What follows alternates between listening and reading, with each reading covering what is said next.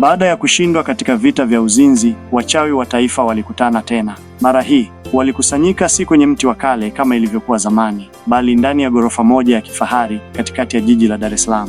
Ndani, vyumba vilijazwa na vioo vya siri, skrini zikionyesha mikutano ya Michael na Daniel na maelezo ya kila huduma walioifanya. Huyu Michael anafunga siku 14 kama ni kahawa, aliongea mmoja wa wachawi waliobobea katika ujasusi wa kiroho. Na Daniel sasa amerejea, lakini roho yake haijaimarika. Yupo dhaifu. Tukiuvuruga moyo wake tena, huduma yao itapotea. Shetani akatuma agizo jipya. Wapelekeeni wachungaji wa uongo, wapelekeeni wafadhili wenye pesa, lakini walioletwa kuvuruga kazi yao, na mpandikize wivu kati yao Michael na Daniel ili wagombane. Hii si vita ya miujiza tena, ni ya ndani ya mioyo. Wakati huo huo, mikutano ya Michael na Daniel ilizidi kuleta matunda. Watu walitubu na hata baadhi ya wabunge na viongozi wa juu serikalini walianza kuhudhuria. Magazeti yakaanza kuandika juu yao, wavulana wachoma miji kwa moto wa Injili. Lakini pia kelele zilianza kusikika. Je, Michael anajiita nabii? Na je, Daniel ni mtakatifu wa kisasa? Fedha zinatumika vibaya katika mikutano. Siku moja, baada ya mkutano mkubwa wa uwanja wa Uhuru, Michael alipokea ujumbe kutoka kwa mtu aliyekuwa akijiita bwana mkubwa wa msaada wa wafadhili. Alikuwa mzungu mwenye asili ya Kifaransa, akijitambulisha kama mpenda maendeleo ya kiroho Afrika. Alimwambia, nataka kuwajengea studio, kuwalipia TV muda wote wa kuhubiri na kuwatafutia jukwaa la kimataifa. Lakini lazima mpunguze maombi. Watu wanawaogopa. Pia msiwafundishe sana kuhusu toba. Watu wa kisasa hawapendi maneno magumu. Michael alimtazama kwa jicho la kiroho na moyo wake ukamshuhudia kuwa huyu si mtu wa kawaida. Alikataa kwa upole. Huduma hii ilianza kwa damu na machozi, si kwa sifa na majukwaa ya dunia. Lakini Daniel alihisi kuvutwa. Moyo wake bado haujapona. Alimuona mzungu huyo kama fursa ya kimapinduzi. Bro, fikiria tukihubiri kupitia satellite. Fikiria tukifungua tawi la huduma kule London. Tumeomba sana, sasa tunaweza kupata msaada wa kisasa. Michael alimtazama Daniel kwa muda mrefu. Aliona yale macho yaliyowahi kuanguka yakianza kung'aa tena kwa tamaa ndogo ndogo. Hakusema maneno mengi, ila alisema, Daniel, kuna msaada wa Mungu na kuna msaada wa giza. Msaada wa Mungu huja kwa namna ya toba. Giza huja kwa ahadi ya neema zisizo na gharama. Chagua kwa busara. Siku chache baadaye, Daniel alikutana na bwana mkubwa peke yake bila kumwambia Michael. Mazungumzo yao yalirekodiwa kwa siri na kutumwa kwa wachawi. Ndani ya dakika 45, Daniel alikuwa amekubaliana kupokea kamera 5, magari mawili ya huduma na ofisi za air conditioned, na kwa kubadilisha tu maneno machache kwenye mahubiri yake. Na hapo ndipo mtego ulianza kufanya kazi. Mikutano ya Michael ilianza kuwa na upinzani. Vibali vya mikutano vilicheleweshwa. Maafisa wa serikali wakaanza kumuita ofisini bila sababu. Kila alipojaribu kupata sehemu ya mikutano, Daniel alikuwa tayari ameshachukua kwa jina la huduma yao, lakini akiwaita wachungaji wa mwelekeo mpya. Usiku mmoja, Michael aliota ndoto. Aliwaona yeye na Daniel wakiwa kwenye daraja kubwa. Michael alikuwa upande wa mwanga, Daniel upande wa giza, na daraja lilikuwa linakatika katikati yao. Akasikia sauti, moyo wa mtu uwanja wa vita, usipokuwa mwaminifu hata kikubwa kitatoka. Alipoamka, moyo wake ukawa mzito. Alijua Daniel anazama kwa kasi, lakini bado alikuwa rafiki yake kama ndugu. Hakutaka kumpoteza. Akachukua Biblia, akavaa viatu vya maombi na akaanza safari ya kumtafuta tena. Sitakubali giza lichukue moyo wake. Nitapigana naye hata kama atanichukia. Nitamlilia kwa Mungu hata kama atanipiga kwa maneno. Daniel si wa kuzimu, ni wa wokovu.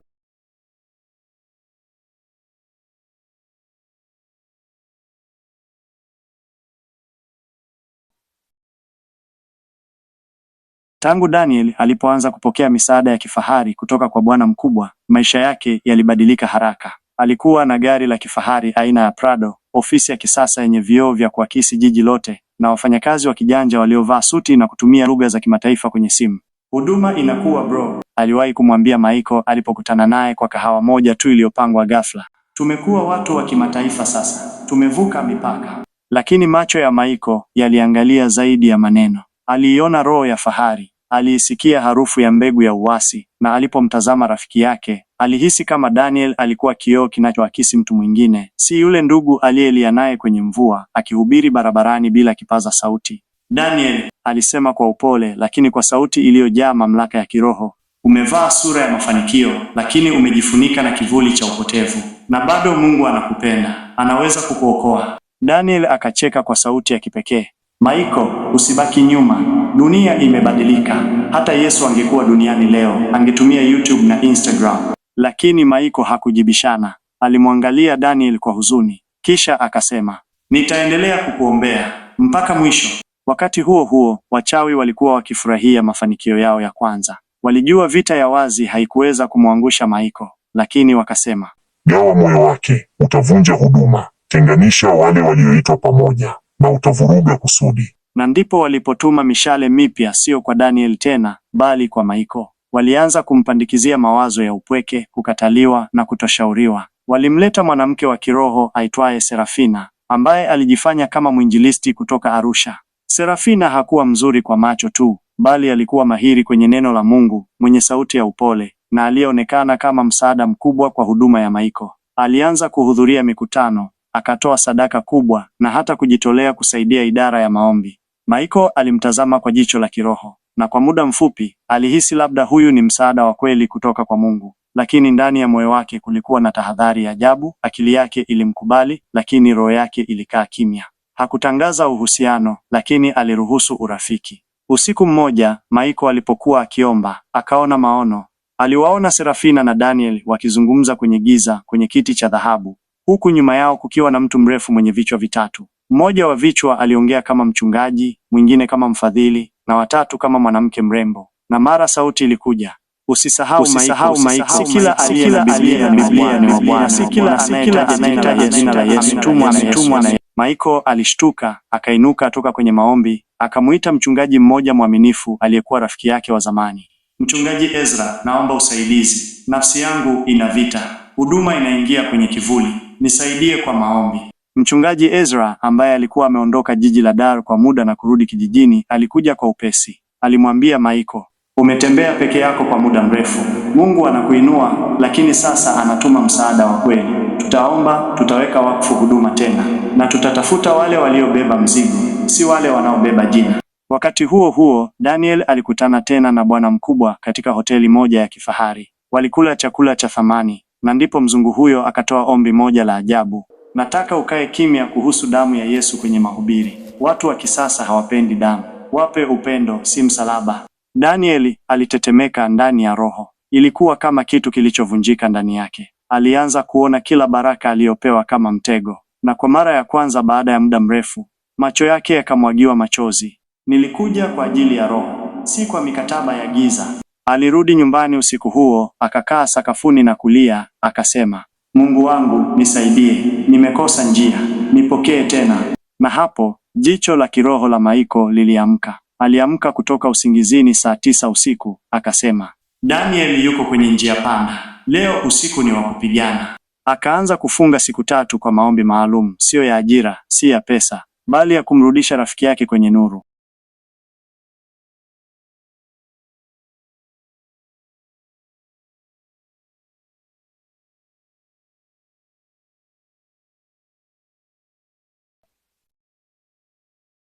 Siku ya 3 ya kufunga kwa Michael ilifika kama alfajiri yenye ukimya mzito. Hakuwa amekula, hakulala, na sauti yake ilikuwa dhaifu, lakini roho yake ilikuwa imejaa moto. Aliingia kwenye uwanja mdogo wa maombi ulio nyuma ya nyumba aliyokuwa amepewa na huduma moja ya kimisheni. Uwanja huo ulikuwa umetapakaa majani, lakini sasa ulikuwa kama madhabahu. Aliinua mikono juu na kusema, Mungu, siombi mikutano mikubwa, siombi watu milioni, siombi majina maarufu. Naomba tu roho ya Daniel. Usimwachie giza hata kama atanipoteza mimi. Mfate, mvute na mtoe ndani ya mdomo wa simba. Na ghafla, upepo ulivuma kwa nguvu na Michael akaanguka kifudifudi. Maono yalimjia waziwazi. Alimuona Daniel akiwa amevaa nguo za kifahari, lakini miguuni mwake kulikuwa na minyororo ya dhahabu iliyounganishwa na mlango mkubwa wa giza. Alikuwa akitembea mbele ya watu, lakini kivuli kikubwa cha joka kilikuwa kikimfuata kila mahali, na kila alipojaribu kulia, watu walimshangilia, wakidhani ni sehemu ya uhubiri wake. Lakini mbele yake kulitokea kijana aliyevaa mavazi meupe, mwenye uso wenye huruma. Michael alimshika mkono na akasema, Njooni kwangu ninyi nyote msumbukao na wenye kulemewa. Ghafla joka likamshambulia Michael, likamrusha mbali, lakini kabla hajadondoka, nuru kubwa ilimfunika na maono yakakatika. Michael akaamka kwenye ardhi akiwa na machozi. Bado ana nafasi. Wakati huo, Daniel alikuwa ndani ya chumba chake cha kifahari, ghorofa ya 18 katikati ya jiji. Hakulala usiku. Ule mkutano wake wa mwisho ulikuwa na kelele, vicheko na watu waliovutiwa na maneno ya matumaini, lakini ndani yake kulikuwa na ombwe lisiloelezeka. Alikuwa amelala kwenye sofa akiwa ameshika Biblia ambayo hakuwa amefungua kwa miezi miwili. Ghafla aliisikia sauti akilini mwake. Daniel, bado nimekuita kwa jina lako. Kumbuka uwanja ulipoanza. Kumbuka kilio. Alinyanyuka akapiga magoti pale pale chumbani kwake, na kwa mara ya kwanza toka aingie kwenye ule mtego alilia kweli kweli. Machozi yakachanganyika na majuto. Akasema, Mungu, siko mbali, nipo hapa. Siwezi kurudi bila Michael. Nilijifanya mwerevu, nilipotea, nipokee tena. Na kwa ajabu, kama vile waliunganishwa rohoni, Michael alipiga simu hiyo hiyo dakika ile ile. Daniel akaipokea akiwa bado kwenye sakafu, sauti ikitetemeka. Bro, nisaidie, nimerudi. Michael hakuongea kwa dakika moja nzima. Alilia tu kwa upole, halafu akasema, karibu nyumbani, safari ya wokovu bado inaendelea. Waliamua kukutana tena uwanjani. Maombi ya usiku wa manane yakaanza rasmi. Walirudi kwenye misingi. Hawakuita waimbaji wa kisasa, wala hawakutangaza kwenye TV. Walikaa wawili tu, wakaomba kwa saa 7 mfululizo. Wakaungama dhambi, wakalilia taifa.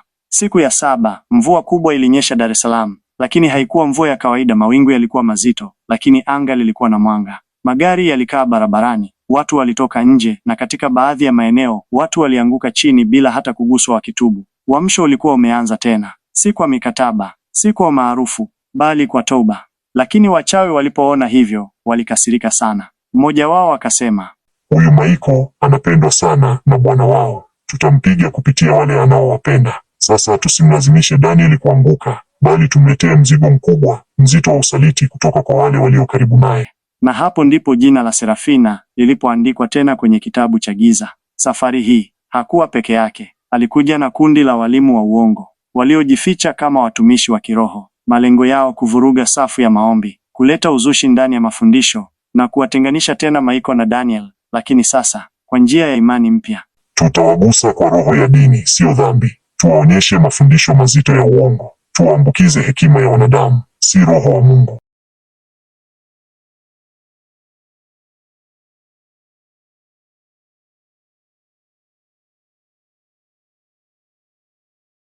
Wakati mvua ilipoendelea kunyesha katika jiji la Dar es Salaam, Michael na Daniel walijua kuwa walikuwa katika vita isiyoonekana. Si vita ya silaha za mwili, bali vita ya kiroho ambayo ingekuja kwa njia za kipekee, zilizofichika na zilizojaa mtego wa hila. Walijua kuwa hatari ya kuangusha ilikuwa bado hai, na wachawi wakiwa na mikakati mipya ya kuvuruga huduma yao.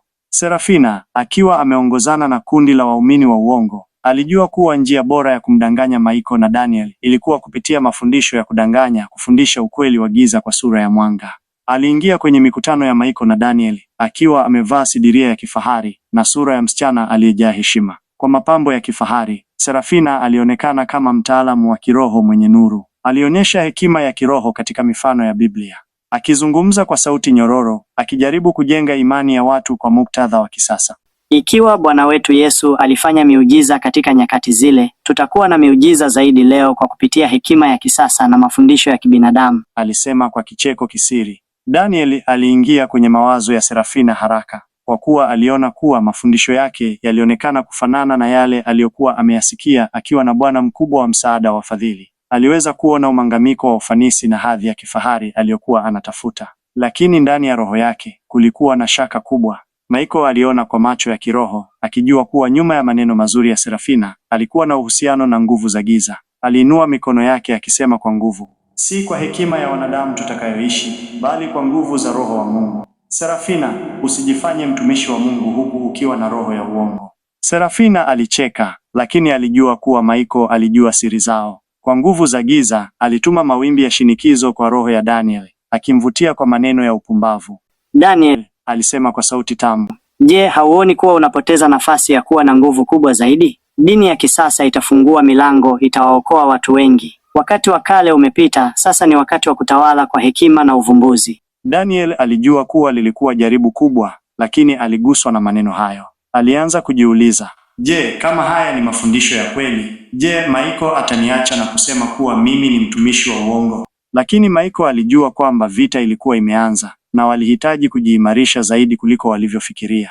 Daniel, alisema Michael kwa sauti ya upole lakini yenye nguvu, usifanye haraka kuchagua njia. Hekima ya dunia haiwezi kulinganisha na hekima ya Mungu. Imani yetu inatufundisha kuchagua njia nyembamba, na sasa tunapohitaji Roho, tunahitaji kwa kweli kumuita Roho Mtakatifu kwa nguvu zaidi kuliko tunavyohitaji mafumbuzi ya kisasa. Daniel aliona maumivu ndani ya roho ya Michael. Hali ilikuwa tete, na alijua kuwa kila hatua ya mbele ilikuwa na athari kubwa kwa huduma yao. Wakati huo, wachawi walikuwa wakiangalia kila hatua ya Michael na Daniel kwa jicho la giza. Walikuwa na lengo moja kuu, mstari wa kutenganisha urafiki wao wa kina. Walijua kuwa kama wangeweza kuvuruga uhusiano wao, basi wangeweza kuharibu kila kitu walichojenga pamoja. Serafina alirudi kwa wachawi na kusema, Michael anapambana na roho ya uaminifu, lakini Daniel yuko katika hatari ya kuanguka kwa urahisi. Tumtenganishe kwa roho ya kupuuza na tamaa ya mafanikio. Tutavunja msingi wa imani yao. Kwa hiyo, wachawi walijipanga kutuma nguvu za giza kwa njia za kipekee. Zitaonekana kama mbinu za kukuza huduma, lakini nyuma ya pazia zilikuwa zikitengenezwa kwa mbinu za uongo na usaliti. Michael aliona madhara ya nguvu za giza zilivyokuwa zikichukua sura mpya. Alijua kuwa kitu kilikuwa kikiendelea kwa siri, lakini alikubaliana na Mungu kuwa hata kama angepoteza kila kitu, hatarudi nyuma. Aliamua kuandaa mkutano mwingine mkubwa, lakini safari hii aliweka mizizi yake kwenye maombi ya kweli. Aliamua kutangaza mkutano wa toba na uamsho bila msaada wa kifahari. Katika mkutano huo, alikubaliana na Mungu kwamba ingawa wachawi walikuwa wakijaribu kuvunja imani yao kwa njia ya kutoeleweka, alijua kuwa wokovu ni wa Roho Mtakatifu pekee. Daniel alikubaliana kuungana na Michael, akisema, tutaomba kwa pamoja. Hata kama dunia itashindwa kututambua, Roho Mtakatifu atatufanya kuwa wenye nguvu. Usiku wa mkutano ulifika na watu walijaza uwanja wa mikutano wa Uhuru. Lakini walijua kuwa sio tu mkutano wa kibiashara, bali ni vita ya kiroho ya kweli. Muda ulifika kwa Michael na Daniel kutangaza neema, huku wakijua kuwa walikuwa wamepania kuwa mashahidi wa nguvu ya Mungu, si ya dunia. Lakini Serafina na wachawi walikusanyika nyuma, wakiwa na mipango mingine ya kutishia mikutano yao.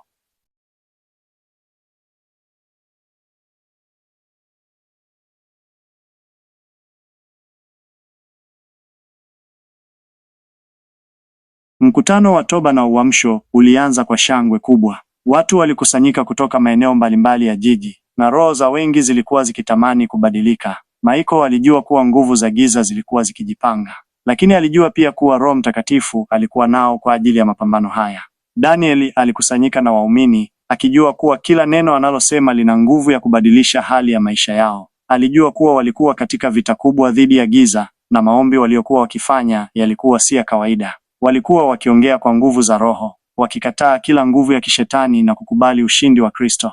Lakini nyuma ya pazia, Serafina na wachawi walikuwa wakimwandaa mpango wao wa mwisho. Walijua kuwa Michael na Daniel wangeweza kushinda ikiwa tu wangekubaliana na dhambi ndogo, ukosefu wa imani katika sehemu fulani ya huduma yao. Kwa hiyo, walijua kuwa njia bora ya kuangusha imani yao ilikuwa kwa kutumia roho ya tamaa na vishawishi vya ulimwengu huu.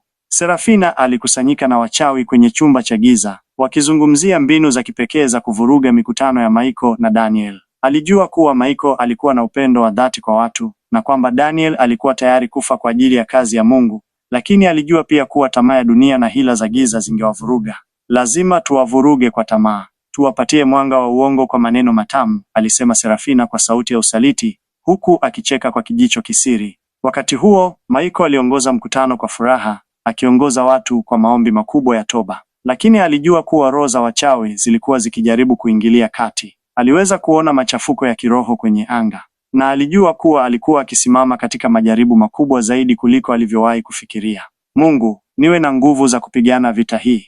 Moyo wangu umejaa neno lako, lakini sina nguvu za kushinda mbali na wewe. Nisaidie, aliongea kwa upole, lakini kwa uchungu ndani ya moyo wake. Katika kipindi cha maombi hayo, nguvu za roho zilisikika wazi. Watu walijua kuwa kilichoendelea hakikuwa cha kawaida. Kama vile walikuwa katika ulimwengu mwingine, ulimwengu wa kiroho, ambapo kila neno lilikuwa na uzito mkubwa, kila hatua ilikuwa na athari kubwa. Lakini kwa upande wa wachawi, Serafina aliona kuwa walikuwa wakishindwa kulinda roho za Daniel na Michael. Walijua kuwa ilikuwa ni wakati wa kutumia nguvu zao za mwisho. Tunaweza kuficha roho yetu kwa muda, alisema Serafina, lakini hatuwezi kuruhusu wokovu kuenea. Tutaleta majaribu zaidi. Tutavunja imani yao kwa njia ya upendo wa ulimwengu. Katika maombi ya Daniel, alijua kuwa nguvu za Roho Mtakatifu zilikuwa na ushawishi mkubwa kuliko dhambi yoyote. Aliomba kwa uaminifu, akisema, Mungu, roho yangu inachoka, lakini napigana kwa ajili ya watu wako. Vitu vyote vya dunia havina maana. Imani yangu ni kwako pekee. Mara ghafla, Serafina alijua kuwa alikuwa ameanguka katika mtego wa giza. Alikubaliana na nguvu za giza ambazo zilikuwa zikiingia kwa siri, na alijua kuwa nguvu za Roho Mtakatifu zilikuwa zimekuwa nyingi kuliko alivyoweza kudhibiti. Alijua kuwa walikuwa wamefika kwenye mwisho wa mapambano. Wakati huo, wachawi walikusanyika katika mikutano yao ya siri, wakijiandaa kuhamasisha mashambulizi ya kiroho dhidi ya Michael na Daniel. Lakini walijua kuwa Michael na Daniel walikuwa tayari kuungana kwa nguvu za Roho Mtakatifu, na walikuwa wamejizatiti kupigana vita hii ya kiroho. Na hatimaye mkutano wa mwisho ulifika. Michael alisimama mbele ya waumini, akiangalia anga. Alijua kuwa kila neno alilosema lingekuwa na athari kubwa kwa maisha ya watu. Kama sisi tunapigana vita hii, tutakuwa na ushindi. Hakuna silaha inayoshinda mbele ya Roho Mtakatifu, alisema Michael kwa sauti thabiti. Wakati alipoanza kutamka maneno ya toba, roho za wachawi zilianza kutikisika, na kila mtu aliye katika mkutano alijua kuwa kitu kikubwa kilikuwa kinatokea. Wakati wa hatari ulikuwa umefika, lakini walijua kuwa Roho Mtakatifu alikuwa na nguvu kuliko zote. Na hivi ndivyo mapambano ya Michael na Daniel yalivyokuwa, ambapo walilinda imani yao dhidi ya hila za giza. Walijua kuwa hata kama dunia ingejaribu kuwashusha, Roho Mtakatifu alikuwa nao kwa ajili ya ushindi wao. Na hadithi inaendelea. Je, Michael na Daniel watafanikiwa kuzuia machafuko ya kiroho yaliyobaki? Je, nguvu za giza zitaweza kuathiri zaidi imani yao, au watafanikiwa kushinda kwa nguvu za